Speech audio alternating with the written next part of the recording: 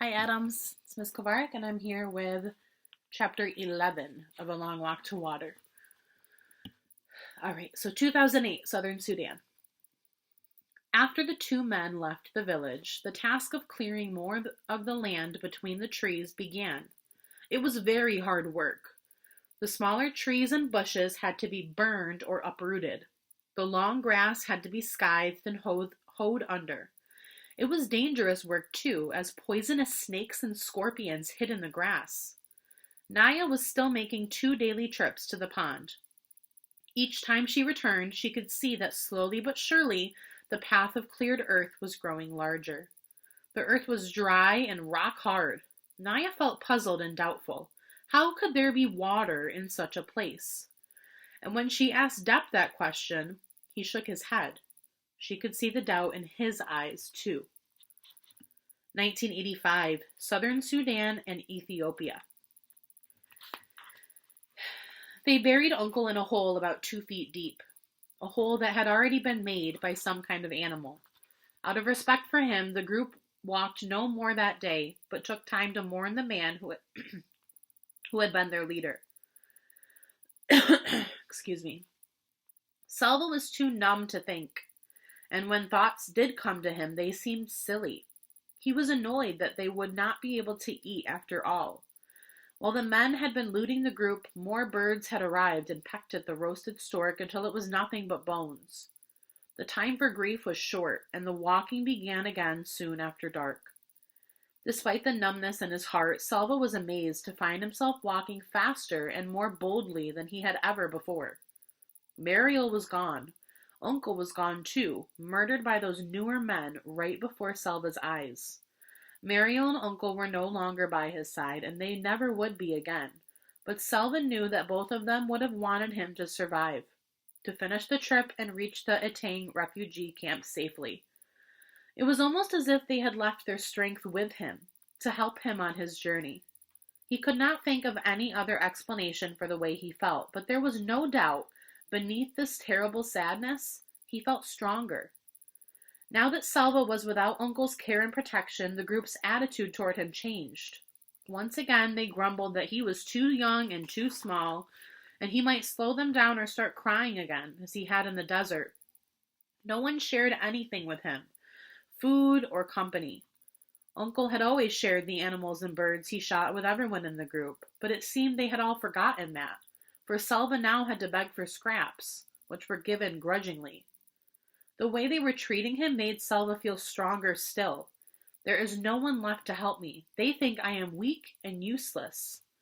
Salva lifted his head proudly. They are wrong and I will prove it.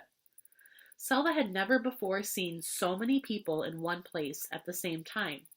How could there be this many people in the world? More than hundreds, more than thousands, thousands upon thousands. People in lines and masses and clumps, people milling around, standing, sitting, or crouching on the ground, lying down with their legs curled up because there was not enough room to stretch out.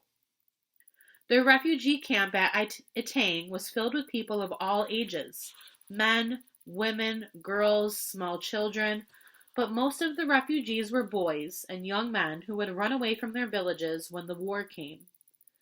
They had run because they were in double danger, from the war itself and from the armies on both sides. Young men, and sometimes even boys, were forced to join the fighting, which was why their families and communities, including Salva's schoolmaster, had sent the boys running into the bush at the first sign of fighting. Children who arrived at the refugee camp without their families were grouped together, so Salva was separated at once from the people he had traveled with. Even though they had not been kind to him, at least he had known them. Now, among strangers once again, he felt uncertain and maybe even afraid. As he walked through the camp with several other boys, Salva glanced at every face he passed. Uncle had said that no one knew where his family was for certain. So wasn't there at least a chance that they might be here in the camp? Salva looked around at the masses of people, stretched out as far as he could see. He felt his heart sink a little, but he clenched his hands into fists and made himself a promise. If they are here, I will find them. After so many weeks of walking, Salva found it strange to be staying in one place.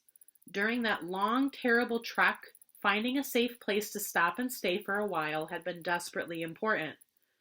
But now that he was at the camp, he felt restless, almost as if he should begin walking again. The camp was safe from the war.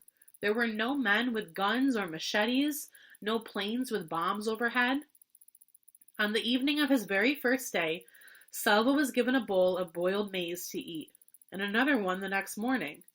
Already things were better here than they were during the journey. During the afternoon of the second day, Salva picked his way slowly through the crowds. Eventually, he found himself standing near the gate that was the main entrance to the camp, watching the new arrivals enter. It did not seem as if the camp could possibly hold any more, but still they kept coming, long lines of people, some emaciated, some hurt or sick, all exhausted. As Salva scanned the faces, a flash of orange caught his eye. Orange. An orange headscarf. He began pushing and stumbling past people. Someone spoke to him angrily, but he did not stop to excuse himself. He could see the vivid spot of orange. Yes, it was a headscarf. The woman's back was to him, but she was tall, like his mother. He had to catch up. There were too many people in the way. A half sob broke free from Salva's lips. He mustn't lose track of her. All right. I want you to make a prediction. Do you think that that woman in the orange headscarf is Salva's mother, or do you think it's a stranger? Hope you guys have a wonderful night. I will see you tomorrow. Bye, Adams.